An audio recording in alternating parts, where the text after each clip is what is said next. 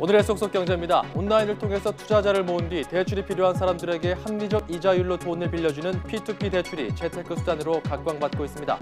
연평균 7% 수익을 낼 수 있는데 원금 보장은 되지 않기 때문에 주의해야 할 점도 있습니다. 잠시 후 재테크 쏙쏙에서 짚어봅니다. 삼성전자가 지난해 4분기 영업이익 9조 원을 훌쩍 넘기며 10조 원 시대를 예고했습니다. 갤럭시 노트 7 단종이라는 대형 악재가 있었지만 이른바 반도체 슈퍼 호황이 전체 실적을 견인했습니다. 여러분 안녕하십니까? 쏙쏙 경제입니다. 코스피가 설을 앞두고 관망세를 보이면서 소폭 하락했습니다. 개인과 외국인이 동반 순매도했습니다. 코스닥도 약세 마감했고 외국인만 200억 원 넘게 사자에 나섰지만 역부족이었습니다. 오늘 원달러 환율은 소폭 상승했습니다. 트럼프 행정부의 정책 불확실성으로 관망세가 짙었지만 수입업체가 달러 매수에 나서면서 강보합의 거래를 마쳤습니다. 전문가 연결해서 오늘 증시에서 주목받은 특징주들 자세히 정리해 보도록 하겠습니다. 대신증권 나와주시죠. 네, 대신증권입니다. 오늘 특징주에 대해 말씀드리겠습니다. 작년에 전 세계적으로 큰 열풍을 몰고 왔던 포켓몬고 게임이 국내에서도 출시됐다는 소식에 오늘 가상현실 AR과 증강현실 VR 게임을 개발하는 기업들의 주가가 큰 폭으로 상승했습니다. 그중 하이소닉이 장 시작과 더불어 거래량이 큰 폭으로 증가하면서 30% 상한가를 기록하며 4,550원으로 거래를 마쳤습니다. 하이소닉은 작년 8월 포켓몬 코리아와 라이센스 계약을 체결한 것으로 알려졌는데요. 앞으로 피카츄와 같은 포켓몬 인기 캐릭터를 적용한 제품 출시 계획이 오늘 상한가를 이끈 것으로 판단됩니다.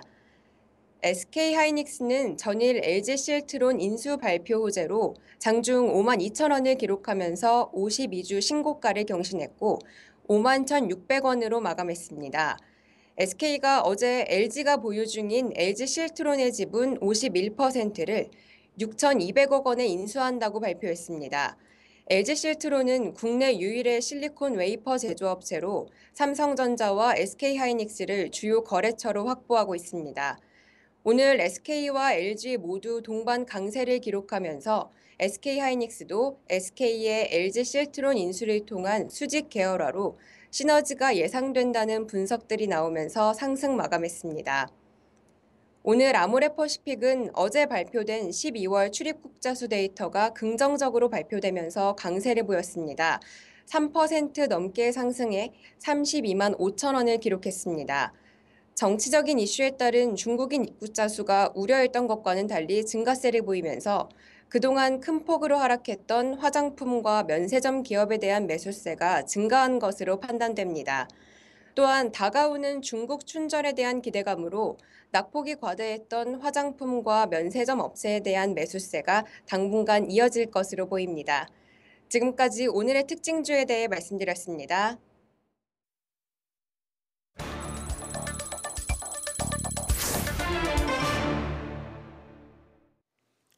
최근 P2P 대출이란 말을 뉴스에서 한 번쯤은 접해보셨을 겁니다.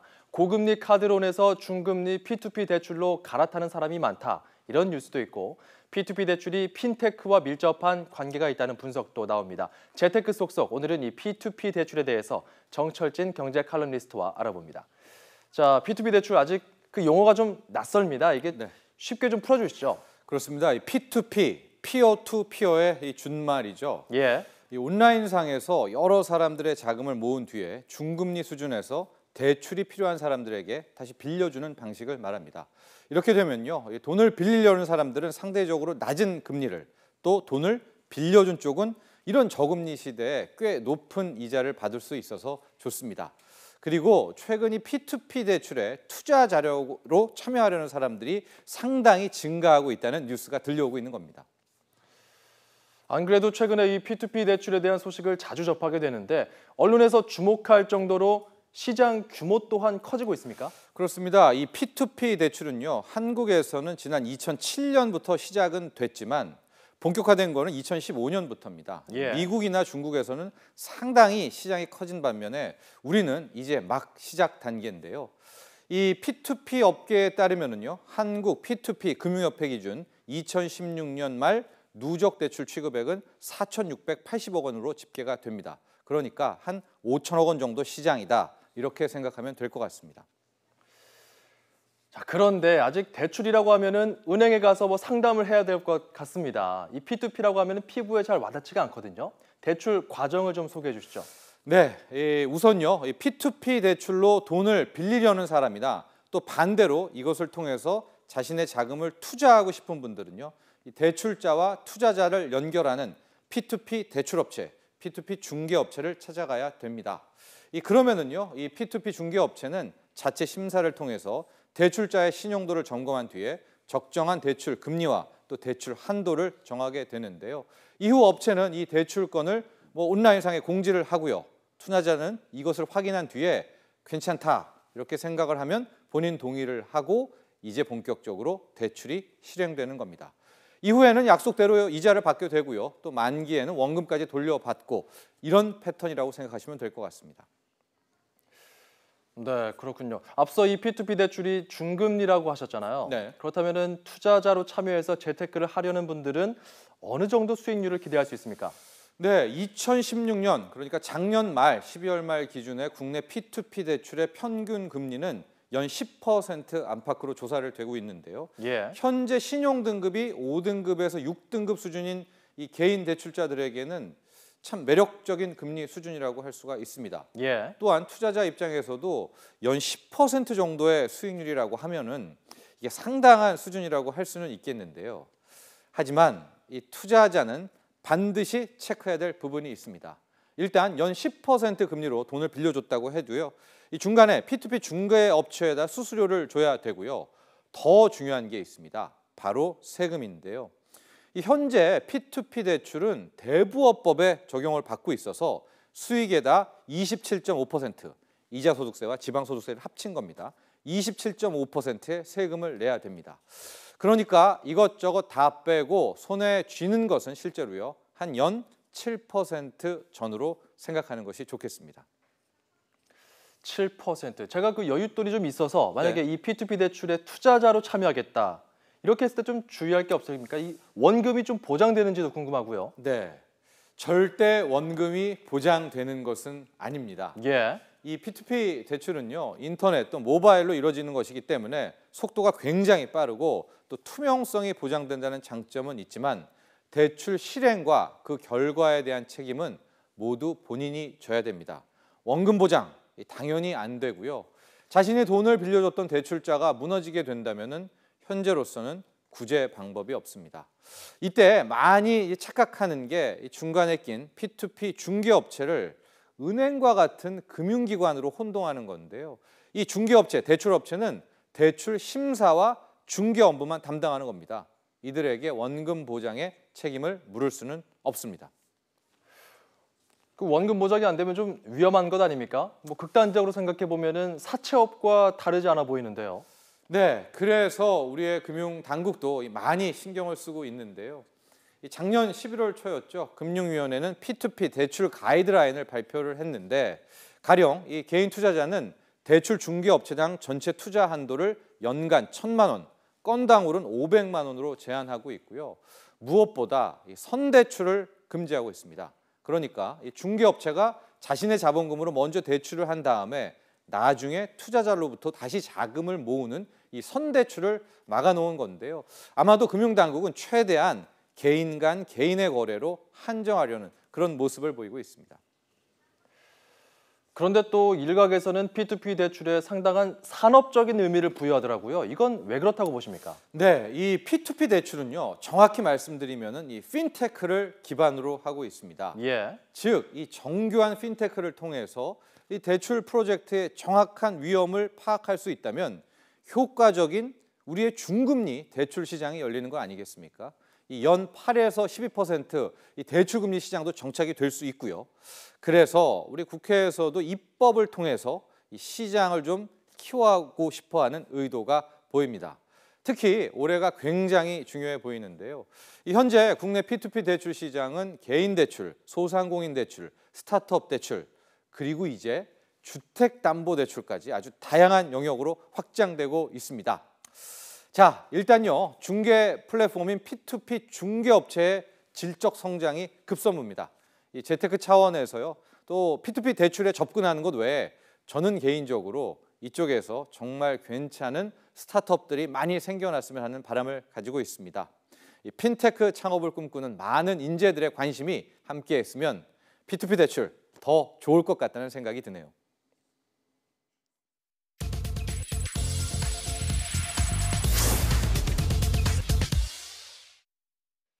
네, 삼성전자가 지난해 4분기에 영업이익 9조 원을 훌쩍 넘기면서 10조 원 시대를 예고했습니다. 자세한 내용 김병용 기자입니다.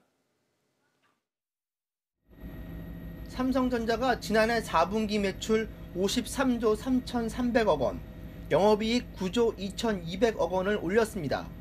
3분기보다 매출은 11% 증가했고 영업이익은 77%나 늘었습니다. 영업이익만 놓고 보면 10조 원을 넘었던 지난 2013년 3분기 이후 가장 좋은 실적이고 역대 순위로는 2013년 2분기 9조 5,300억 원에 이어 3위에 해당합니다.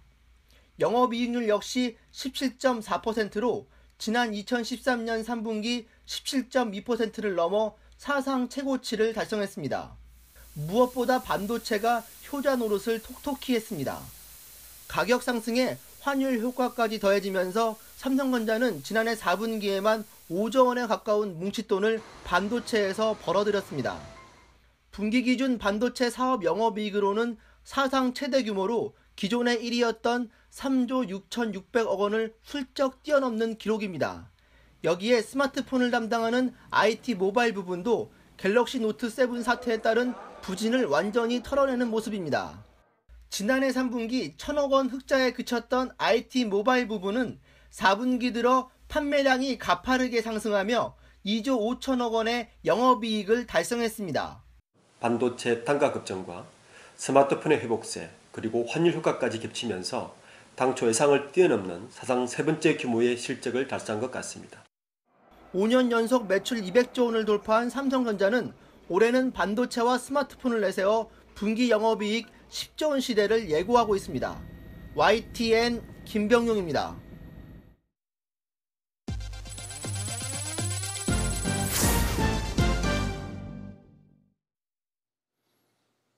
삼성전자가 주주 가치를 극대화하고 지배구조를 강화하기 위해 올해 9조 3천억 원 규모의 자사주를 매입한 뒤 소각합니다.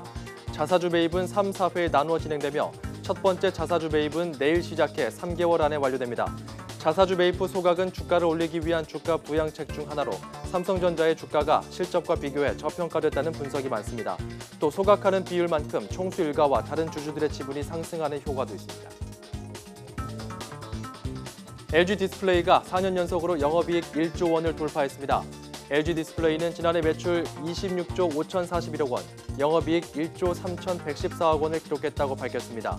특히 업체들 사이의 경쟁으로 판매 가격이 급락하면서 1년 전보다 매출은 6.6%, 영업이익은 19.3% 감소했습니다. LG유플러스가 서울의료원과 의료비 지원 업무 협약을 맺었습니다.